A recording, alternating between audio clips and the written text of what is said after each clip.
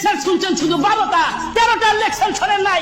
এবার রমজান মাসে যদি লাল শালু কানাইয়া কোন দোকান, বিশেষ করে এই মোহনপুরে 3টা দোকানে চা বা বিড়ি বিক্রি করেন, 13টা বাজার সামনে ইনশাল্লাহ 13টা বাজার সামনে 13টা।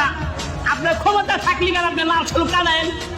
দেখি কোন হাদিস আপনার পক্ষে দেয়। যদি ওই হাদিস ওই দোকানের পক্ষে দেয়, মনে করবো কোরআনের বিপক্ষে গেছে। ঠিক কিনা ভাই বলে? আমার সাথে এক আছেন তো ইনশাল্লাহ?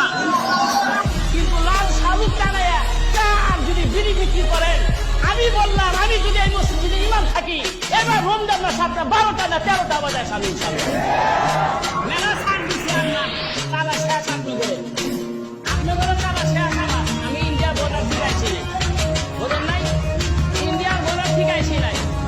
যদি মরি কোরআনের পক্ষে থাকে জীবন দেবো, জীবনটা সার্থক কাজ বাবা। ঠিক কিনা ভাই বলে? আপনার ব্যবসা কিন্তু বলবেন পরিষ্কার, কোন দোকানে যদি লাল শালুক আমি দেখি, আর যদি দেখবেন চা বিক্রি করতেছেন